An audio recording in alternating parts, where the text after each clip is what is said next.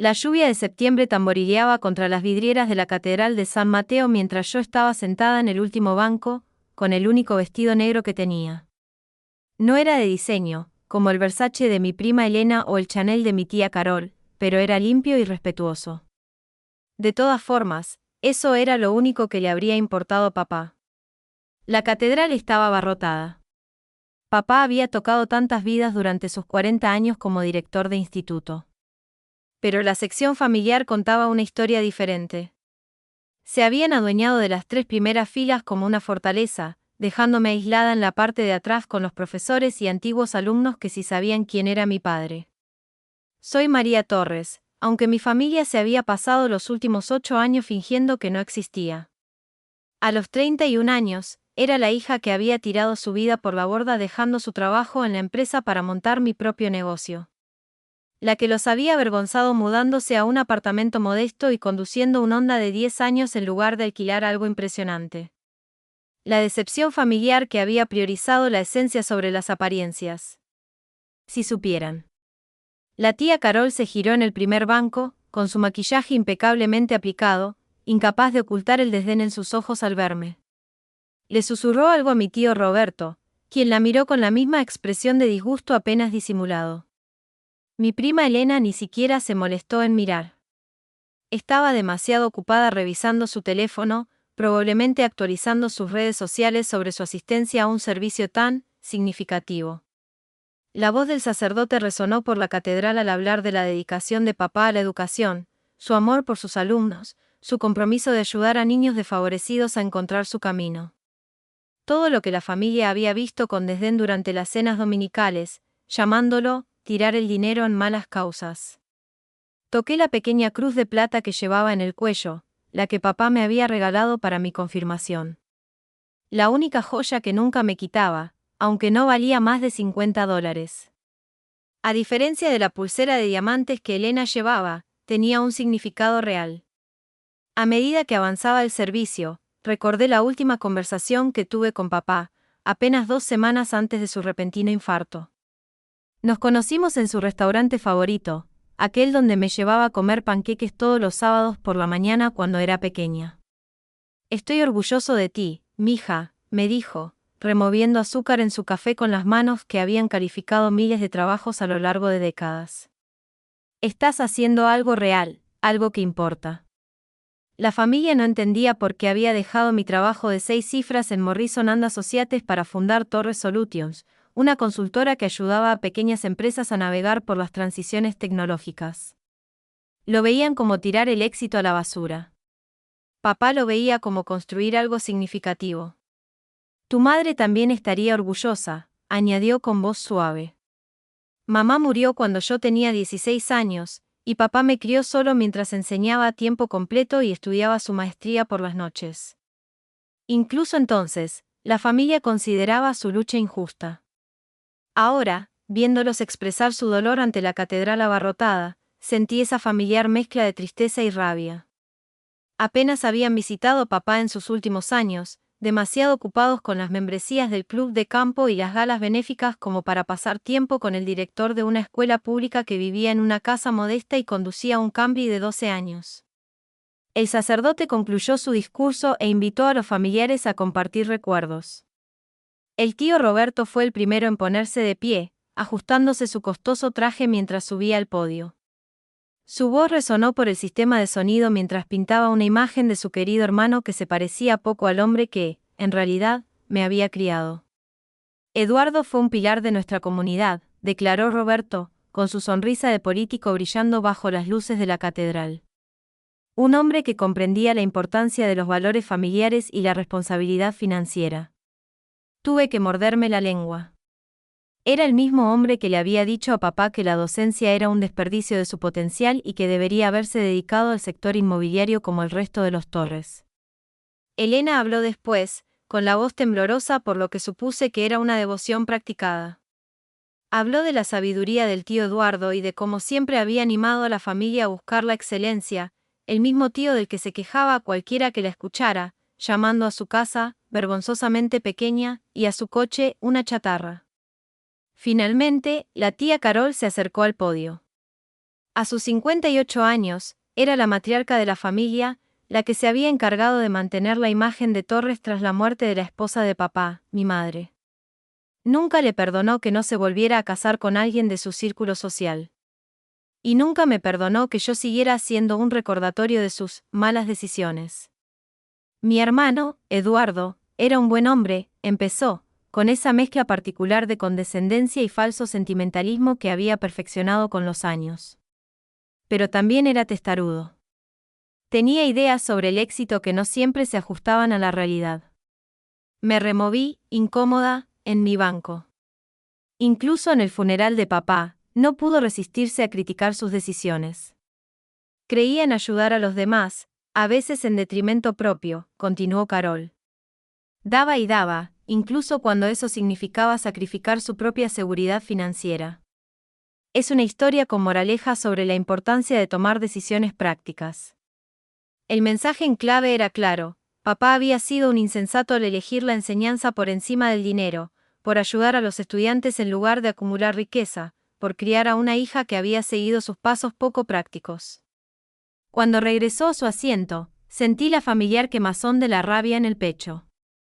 8 años de cenas familiares donde menospreciaban mi negocio como jugar con computadoras. 8 años de reuniones navideñas donde me preguntaban cuándo iba a tomarme mi carrera, en serio. 8 años viéndolos tratar a papá como un fracasado bien intencionado mientras vivían de los fondos fiduciarios que su abuelo había acumulado con mucho esfuerzo. El servicio concluyó con una oración final, y la familia empezó a desfilar hacia la recepción en el club de campo. Me quedé atrás, dejándolos pasar sin saludarlos. De todos modos, no estaba invitado a la recepción. La tía Carol lo había dejado claro cuando me llamó para informarme sobre los preparativos del funeral. Pensamos que sería mejor simplificar las cosas, dijo, con la voz fingiendo preocupación. ¿Entiendes lo complicadas que pueden ser estas cosas con la dinámica familiar? Lo que quería decir era que mi presencia sería embarazosa. El fracaso familiar relacionándose con sus amigos importantes, recordándoles a todos que Eduardo Torres había criado a una hija que priorizó la sustancia sobre el estatus. Estaba recogiendo mi bolso cuando se acercó el director de la funeraria.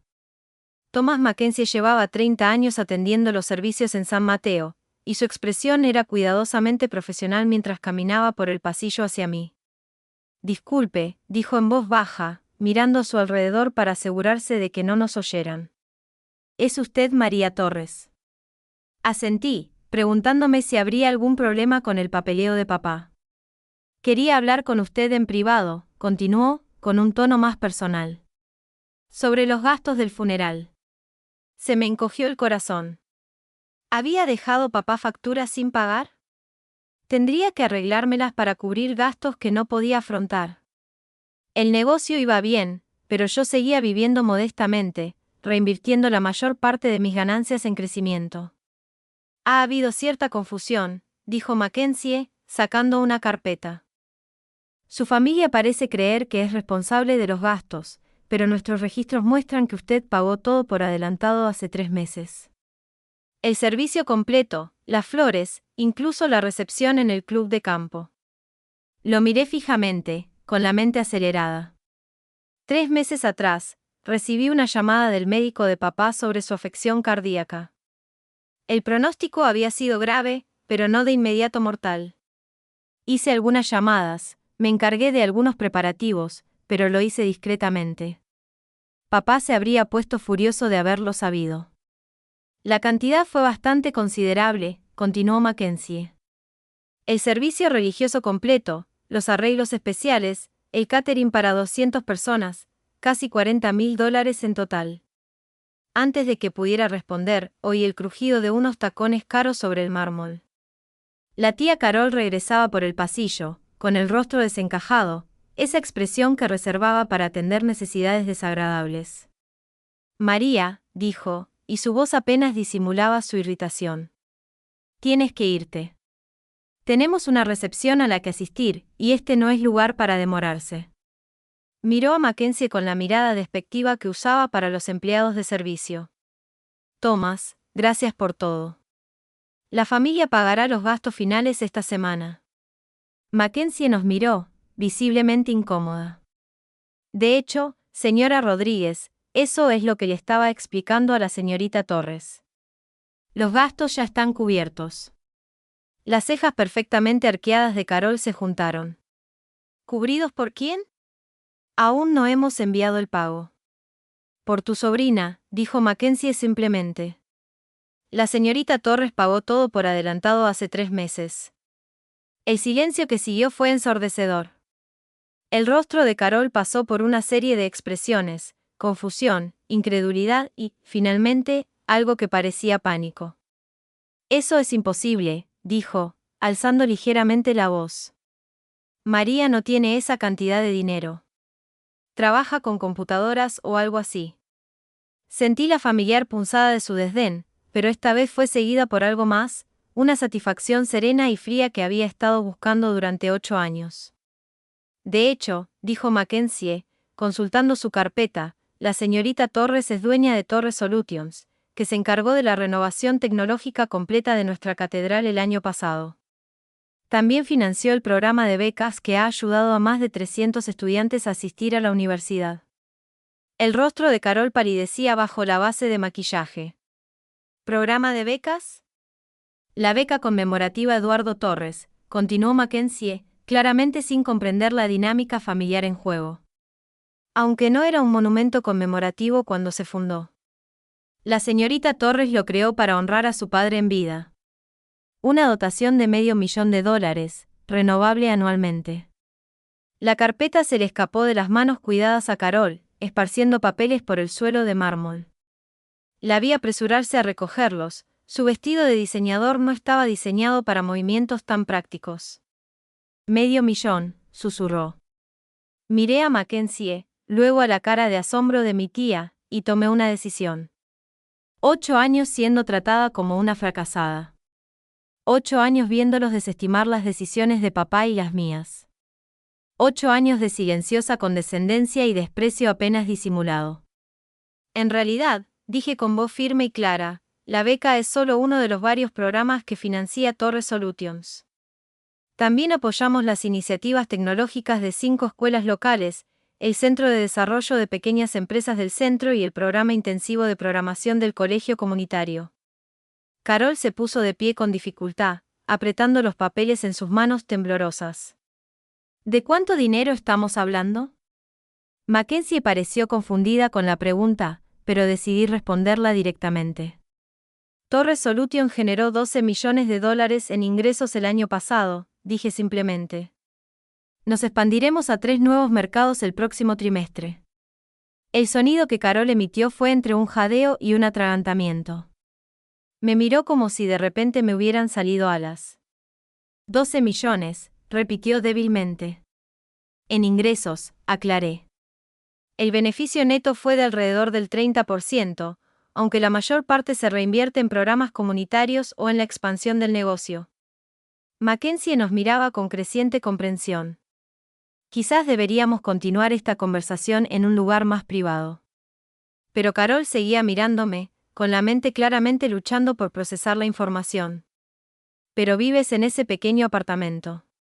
Conduces ese coche viejo. Vivo por debajo de mis posibilidades, dije simplemente. Es algo que me enseñó papá. La diferencia entre tener dinero y gastarlo. Se dejó caer en un banco cercano, sus piernas parecían incapaces de sostenerla. Pero nunca dijiste nada. Durante todos estos años, nos dejaste pensar. ¿Dejarte pensar qué?, pregunté, aunque sabía exactamente a qué se refería. Que era un fracaso.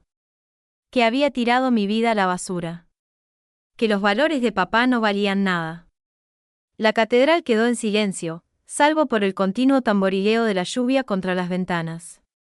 Mackenzie se excusó en voz baja, dejándonos solos en el vasto espacio. Tu padre, empezó Carol, pero se detuvo. ¿Lo sabía? Claro que lo sabía. Me ayudó a escribir el plan de negocios. De hecho, fue mi primer inversor. Me prestó $5,000 de sus ahorros para empezar. Los ojos de Carol se abrieron de par en par, entre sorprendidos y horrorizados. $5,000, que devolví con intereses en 6 meses, continué, junto con una participación del 10% en la empresa, que conservó hasta su muerte.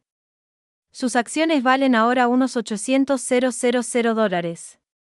Volvió a emitir ese sonido ahogado. $800,000. Los abogados aún están ultimando los detalles, pero el testamento de papá especifica que su participación debe usarse para expandir el programa de becas. Para cuando todo esté listo, será suficiente para enviar a unos 40 jóvenes a la universidad cada año. Carol me miró fijamente un buen rato, con su perfecta compostura destrozada. Todo este tiempo, susurró. Todo este tiempo, tuviste éxito. Sí, agregué. Solo que no el tipo de éxito que reconoces. Me puse de pie, alisándome el sencillo vestido negro. Debería irme. Mañana por la mañana tengo una reunión de la junta directiva con el ayuntamiento sobre una nueva iniciativa educativa. Carol me agarró del brazo al pasar junto a su banco. María, espera. La recepción. Deberías venir. La familia querrá. ¿Querer qué?, pregunté, apartando suavemente su mano de mi brazo. De repente finges que has estado orgullosa de mí todo este tiempo. ¿Finges que no te has pasado 8 años tratándome como una vergüenza? Abrió la boca para protestar, pero levanté una mano. No estoy enojada, tía Carol. Ya no. Pero tampoco me interesa jugar a la política familiar en el funeral de papá. Empecé a caminar hacia la puerta, mis pasos resonaban en la catedral vacía. María, me llamó. Por favor, no lo sabíamos. Me detuve en la entrada de la catedral y me volví para mirarla. Parecía más pequeña, disminuida por la revelación de que todo lo que había creído sobre el éxito y el fracaso había sido erróneo. No lo sabías porque no querías saberlo, dije en voz baja. Estabas tan ocupada juzgando las decisiones de papá y las mías que nunca te molestaste en preguntar qué estábamos construyendo en realidad. La lluvia había parado cuando llegué a mi onda en el estacionamiento. Al abrir la puerta, vi a la familia salir por la entrada lateral de la catedral. Elena gesticulaba descontroladamente, visiblemente emocionada por algo. Roberto tenía el teléfono pegado a la oreja, probablemente ya investigando con sus contactos para averiguar cuánto valía realmente. Y Carol caminaba lentamente detrás de ellos, todavía con aspecto aturdido. Conduje a casa por las calles tranquilas, pasé junto a la cafetería donde papá y yo tuvimos nuestra última conversación, junto al instituto donde había pasado 40 años formando mentes jóvenes, junto a la pequeña casa donde me crió solo tras la muerte de mamá. Mi apartamento era, en efecto, diminuto para los estándares de la familia, una habitación, un baño, una pequeña cocina y sala de estar, pero era mío, comprado y pagado, sin ninguna hipoteca que me agobiara. El alquiler de los otros apartamentos del edificio que poseía cubría todos mis gastos personales, dejando los ingresos de mi negocio libres para reinvertirlos y programas comunitarios. Me quité el vestido de funeral y me puse unos vaqueros cómodos y un suéter. A papá nunca le había importado la ropa de diseño ni los coches caros. Le importaba la educación, ayudar a la gente, construir algo significativo, valores que me había transmitido, incluso cuando el resto de la familia los consideraba ingenuos. Mi portátil sonó con una notificación por correo electrónico. 3 nuevas consultas de clientes, 2 de empresas locales y una de un distrito escolar a 3 estados de distancia que habían oído hablar de nuestras iniciativas de tecnología educativa. Torres Solutions había crecido más de lo que imaginé cuando dejé mi trabajo corporativo, pero había crecido exactamente en la dirección que papá y yo habíamos planeado. Otro correo electrónico me llamó la atención. El asunto decía, María, de Elena. Dudé antes de abrirlo. Elena apenas me había hablado en años, y cuando lo hacía, solía ser para comentar sobre mi estilo de vida. María, comenzaba el correo, no puedo dejar de pensar en lo que pasó hoy en la catedral. No tenía ni idea de tu negocio ni del programa de becas. Roberto está furioso porque ninguno de nosotros lo sabía, y la tía Carol lleva 2 horas llorando. Creo que necesitamos hablar. Podríamos tomar un café esta semana. Siento que hay muchas cosas que no entiendo sobre nuestra familia. Me quedé mirando el mensaje un buen rato. 8 años de condescendencia y desdén, y ahora querían hablar. Ahora que sabían que yo tenía éxito según sus estándares, de repente mi perspectiva importaba. Pero mientras estaba sentada en mi pequeño apartamento, rodeada de la vida que había construido según los valores de papá en lugar de sus expectativas, me di cuenta de algo importante. Ya no necesitaba su validación. Dejé de necesitarla el día que decidí construir algo significativo en lugar de algo impresionante. Mi teléfono vibró con un mensaje de texto de Mackenzie. Señorita Torres, quería que supiera que varias personas del servicio han preguntado sobre cómo hacer donaciones al programa de becas. Su padre tocó muchas vidas y les gustaría honrar su memoria. Estaría disponible para hablar de esto mañana. Sonreí, escribiendo mi respuesta. Por supuesto. A papá le habría encantado. Entonces abrí mi portátil y empecé a trabajar en una propuesta para la reunión del ayuntamiento, una nueva iniciativa para llevar la educación en programación a las escuelas primarias de todo el distrito. Algo que ayudaría a cientos de niños a aprender las habilidades que necesitarían para el futuro. Algo de lo que papá se habría sentido orgulloso. Fuera de mi ventana, la lluvia había vuelto a empezar, pero mi pequeño apartamento se sentía cálido y con un propósito. Tenía trabajo que hacer, programas que construir, estudiantes que ayudar. La familia podía tener su recepción en el club de campo, su ropa cara y su ascenso social. Yo tenía algo mejor. Tenía el legado de papá y lo construía cada día. 3 meses después, estaba sentado en la misma catedral, pero esta vez para una ocasión mucho más feliz. La Fundación Torres Solutions organizaba una ceremonia de entrega de premios para los beneficiarios de la beca conmemorativa Eduardo Torres. 23 estudiantes recibían becas universitarias completas financiadas por el programa que surgió de la inversión inicial de papá en el éxito de mi empresa. La catedral estaba abarrotada de nuevo, pero esta vez con estudiantes, profesores, padres y miembros de la comunidad, personas que entendían que el verdadero éxito no se medía en ropa de diseñador ni en coches caros, sino en las vidas que uno tocaba y los futuros que ayudaba a crear. Me paré en el podio donde la tía Carol había pronunciado su panegírico condescendiente apenas unos meses antes, contemplando los rostros llenos de esperanza y gratitud.